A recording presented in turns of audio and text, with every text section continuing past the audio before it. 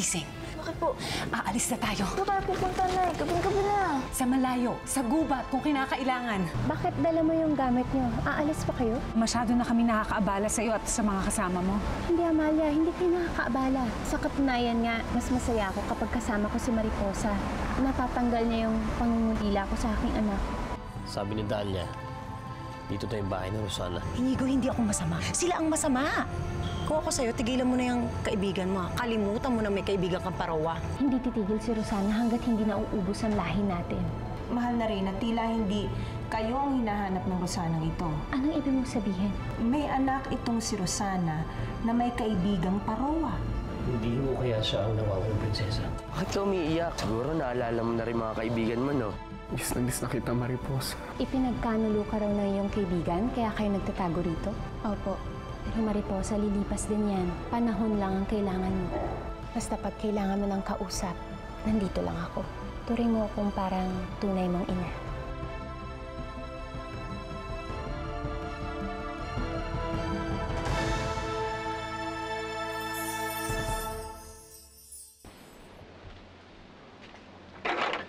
Diyan na kayo, buwisit ng buhay ito. Tingnan mo, talaga tong Ulukoy na to. Ale. Bakit? Ano ho yan? Eh, hindi ka ba marunong magbasa?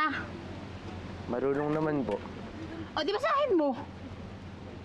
Pasensya na ho kayo, aling maganda. Malabo ho kasi mata ko.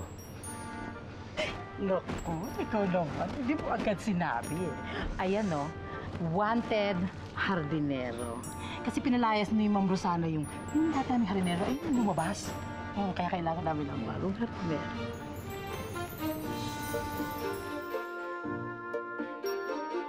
Ayan. Kumain ka, ha? Salamat po.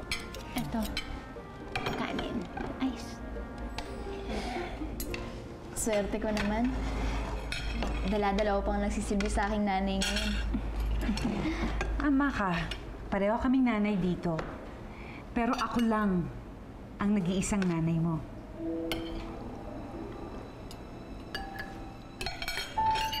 Nay, okay lang po ba kayo? Nakakahiya po kay... Mariposa, gusto mo ba ng saging? Ito, matamis to. Masakit. Hanggang kailan ko kaya maitatago sa inyo na pareho kayo mga parowa? Na kayo dapat dalawa ang magkasama? Alam kong hindi ko dapat ipinagkakait si Mariposa sa mga kauri niya, pero mamamatay ako kapag nawala siya sa akin.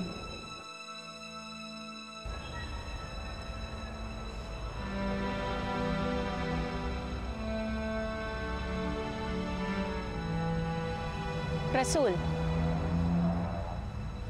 umalis ka pala nang hindi ka nagpapaalam sa iyong ina. Tsak na magagalit sa'yo yun. Nais ko lang po makatulong, mahal rin, Rina. Kahit na, sinuway mo pa rin siya. Nagbunga naman po ito eh. May pagkakataon na po tayo makapasok sa lugar nila Rosana Villamor. Kaya payagan niyo na po pumasok doon bilang hardinero. Ayoko. Masyadong mapanganib ang lugar na yun. At saka isa pa, Rasul, napakabata mo pa. Oo, mahal din po, mahal na Reyna, pero hindi na po bata. Kayang-kaya ko na po ang sarili ko. Sa katunayan nga po, wala pa po nakakatalong parawa sa akin sa pabilisan ng paglipad eh. May nakita po silang ibang hardinero. Mawawala na po yung pagkakataon natin. Kaya payagin niyo na po ako para po sa prinsesa.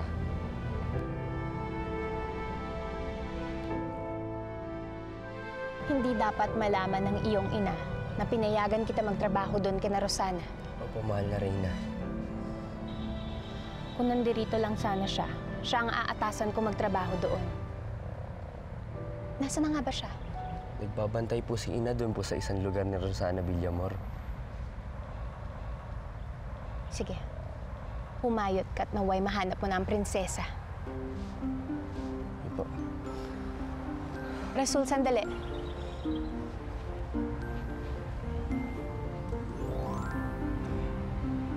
Mag-iingat ka.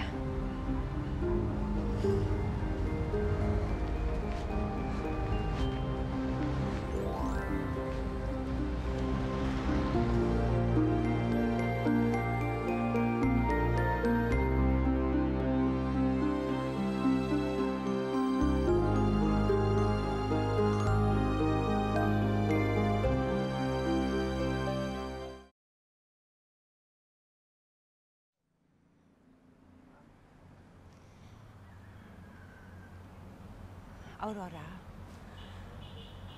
hindi ko pa na itatanong sa'yo, pero gaano mo na ba katagal hinahanap ang anak mo? Ilang taon na siya ngayon? 16 na taon na, Amalia. Sanggol pa kasi siya nung nagkahiwalay kami. Si Mariposa nga pala. Ilang taon na siya ngayon? 16 na taon na si Mariposa. Kaya naman pala ang gaan ng loob ko sa anak mo, Amalia. Magkasing edad sila ng anak kong si Ira. At sinisiguro ko rin, kasing ganda ni Mariposa si Ira. Aurora, paano mo nawala ang anak mo? Kailan mo siya huling nakita? May masasamang tao kasing mahabol sa amin noon. Kaya iniwan ko siya sa isang sasakyan. Hindi ko makakalimutan yan. Iniwan ko si Ira sa isang sasakyan na punong-puno ng mga bulaklak.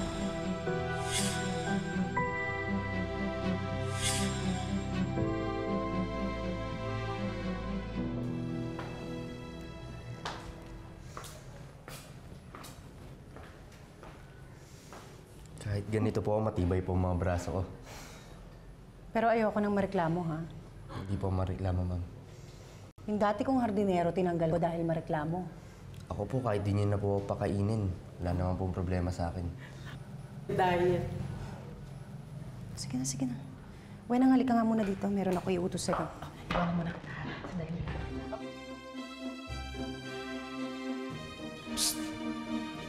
Bakit? Ikaw ba si Inigo? Hindi ah. Ako si Uno. Nasan si Inigo? Bihira lang kasi dito sa bahay yun eh. Kung nandito man sa bahay yun, lagi nagmumukmuk sa kwarto. Magkaaway kasi sila ni Ma'am. Eh, bakit sila nag-aaway? Dahil lahat nandun sa kaibigan ni Siri. Teka ba? Ba't ba ang dami mong tanong? Magtrabaho ka na lang kaya? Ba? Sige na, pagkalitan pa tayo ni Ma'am dito. Ano nga? Mga birthmarks, nunal, balat, meron ba siya nun? Wala eh. Pero meron siya. Ano? Meron siyang ano? Bakit biglang interesado ka sa anak ko, Amalia? Wala. Kasi baka pwede ako makatulong sa'yo. Para hanapin siya. Naawa na kasi ako sa'yo eh. Meron siyang parang balat ng higad. Balat higad? Noon yun. Nung sanggol pa siya, pero ngayon, sa edad niya, wala na siguro yun. Kung ganun, paano mo ba siya mahahanap?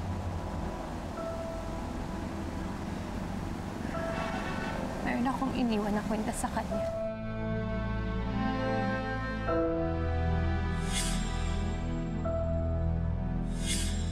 Pinagsisisihan ko naman yung pag-iwan ko sa kanya.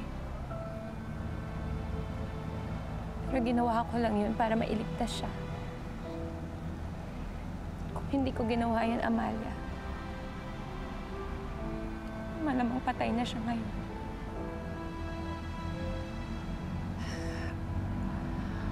Aurora, ginawa mo ang nararapat para iligtas ang buhay ng anak mo. Kahit sinong ina, ganun din ang gagawin. Pero natatakot ako, Amalia. Ano kapag dumating ang araw na magkita kami muli ng anak ko? Kamuyaan niya ako dahil sa iniwan ko siya. Natatakot ako, Amalia. Natatakot ako. Natatakot ako na malaman ni Mariposa na ikaw ang ina niya. Ngayon lang ako muling naging masaya dahil kasama ko na siya. Kaming dalawa, sa amin lang umiikot ang mundo namin. Ayoko na itong guluhin pa. Patawad pero ayokong magkahiwalay pa ulit kaming dalawa. Ako ang ina ni Mariposa, hindi ikaw, Aurora. Handaan lang po sa pagpapatubo ng halaman. Kasi baka makahalata po si na Mariposa at ang kanyang ina. Huwag ka mag-alala, Rasul. Maliit na tulong lang ang ginagawa ko para sa mag-ina. May hatid ka na bang magandang balita tungkol sa aking anak? Hindi po kami nakapag-usap ni Inigo. Mabuti pa siguro, Rasul, huwag ka nang bumalik dun sa bahay na yon. Baka makahalata pa si Dahlia sa iyong pag-alis. Pero sayang po ang pagkakataon. Malapit ko na pong matagpuan ng prinsesa. Pero malapit na rin maubos ang dala natin, Ambrosia. Rasul, hindi pa rin nagbabago ang aking pag-iisip. Kapag hindi pa rin natin nahanap ang aking anak, iaalay ko ang buhay ko para makapagsimula kayo ng mga anak mo at iba pang lahi ng mga Parowa. Hindi po kailangang ibuwis ang inyong buhay. Magtiwala lang po kayo, mahahanap ko ang prinsesa. Tama ba ang rinig ko, Rasul? Hinahanap mo pa rin ang mahal na prinsesa? Nagpaalam lang po ako sa mahal na Rina para hindi po nasayang ang oras ko dito na wala akong ginagawa. Bakit ka sa kanya nagpapaalam? Hindi ba ako ang iyong ina? Kasi alam ko po na pagka sa inyo po nagpaalam, hindi naman po kayo papayag. Alam mo pala eh. Kung ganun, itigil mo na yung hangaring mong yan. Pinagbabawalan na kita na umalis dito dahil mapapahama ka lang. Ipaubaya mo na sa amin ang paghanap sa mahal na prinsesa.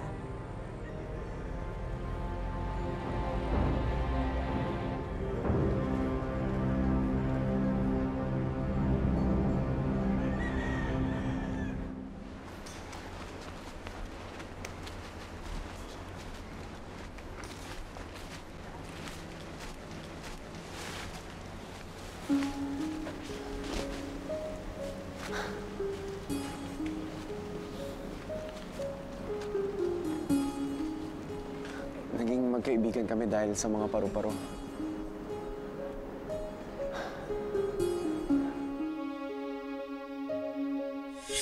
Hoy! Pakawalan mo sila! Hindi sila nakakainga sa loob ng plastic na yan! Nagpapasalamat sila, oh. Ano? Thank you. Nagkahiwalay din kami dahil naging taong paru-paro siya. Bro, pasensya ka na. Nadamay ka sa mga problema ko. Wala yun, sir. Nakaipon naman ako kahit konti habang katrabaho ko sa inyo. Importante, niligtas mo si Mariposa sa mami mo at makakalipad na siya ng malaya gaya ng mga paru-paro na yan. Alam mo yung sinasabi ng isip ko? Huwag ko na daw siyang hanapin dahil baka mapahamak lang siya sa akin. Pero iba yung sinasabi ng puso ko eh.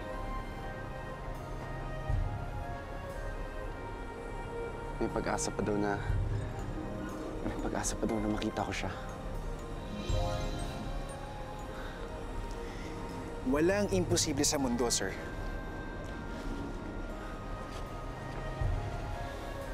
Isipin mo, sino mag-aakala na totoo pala yung mga Parowa?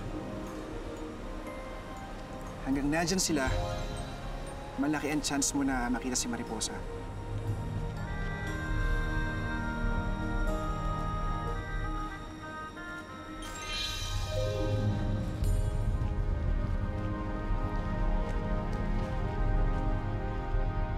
Nagdaan na naman ang isang araw na hindi ko nakita ang prinsesa.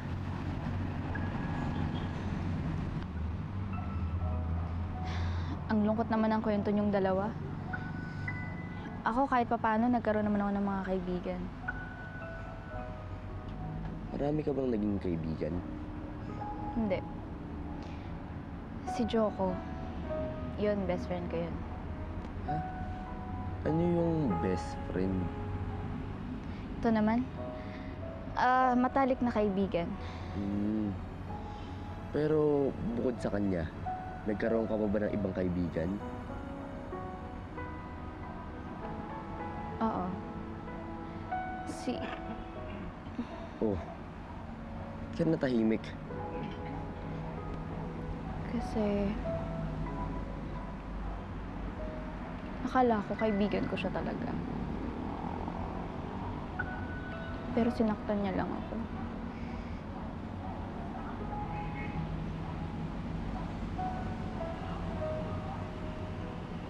Bakit? Masama ba siya?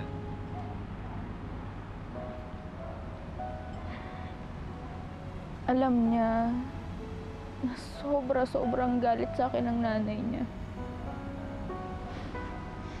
Pero itinuro niya pa rin kung saan kami nagtatago ni inay. At wala siyang nagawa. Umusapilitan akong kunin. At kung hindi pa ako tumakas, hindi pa kami magkakasama ni inay. Ka na malungkot, Mariposa. Halika. May naisip ako na magpapasaya sa'yo.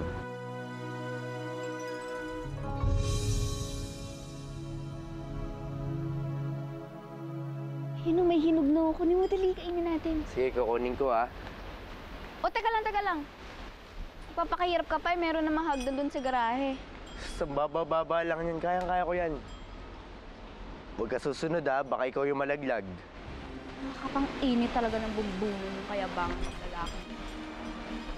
Isang hirit pa nito, liliparin ko na ito. Ay, gosh.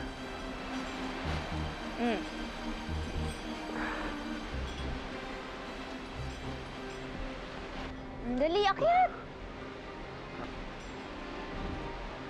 Malalaglag na yung manggo.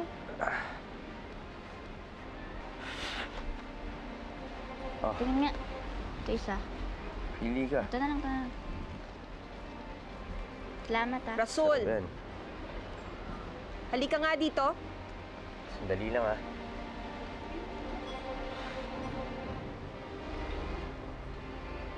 Ano po yun, Ina? Nakalimutan mo na ba ang pinagbilin ko sa'yo? Hindi naman po ako umalis dito. Hindi yon. Yung pakikisalamuha sa mga tao. Bakit ka nakikipag-usap sa kanya?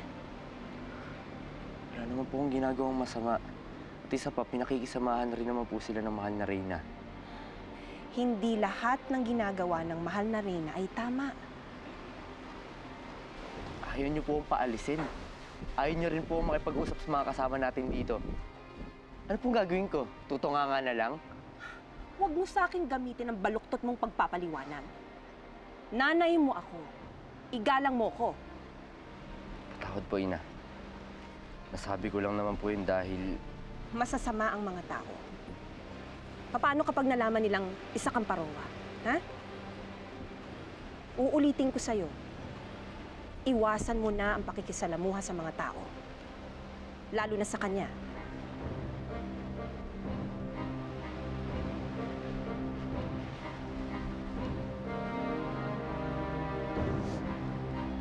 Rasul! Matamis yung mangga, Gusto mo?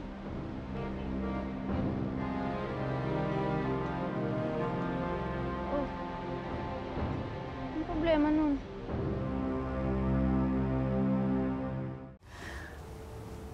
Mariposa.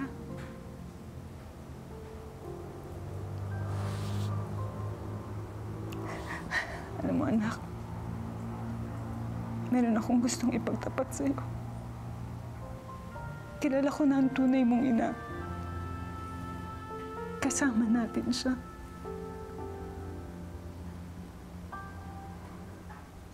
Pero hindi ko magawang ipakilala siya sa'yo. Anak, alam mo naman na buong buhay ko, inialay ko para sa'yo. Wala akong ibang inisip kundi kapakanan mo. Pero sa pagkakataong ito, magiging makasarili ako. Sinubukan ko namang hanapin yung mga magulang mo dahil Ang akala ko hindi ako magtatagal dito sa mundong ito. Pero binigyan ako ng pangalawang buhay, anak. Maaalagaan na kita hanggang sa pagtanda mo. Pero kahit si Aurora pa, na nagbigay sa akin ng pagkakataon na makasama ka ng matagal, hindi kita mabigay sa kanya. I'm sorry.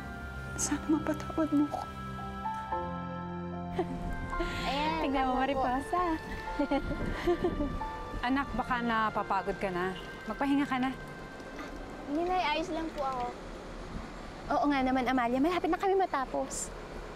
Ayoko lang kasi na nagkakasakit si Mariposa eh. Anak, pasok ka na sa loob. Okay naman po yung pakiramdam ko na eh. Isa pa, nagkakatuwaan po kami ni Nay Aurora dito. Tinawag mo akong inay? Anak na rin naman po yung turing niyo sa akin, di ba? Mariposa, halika dito. Halika. Sinusuway mo na ako ngayon? Anong sinabi ko? Sinabi ko pumasok ka sa bahay? Magpahinga ka?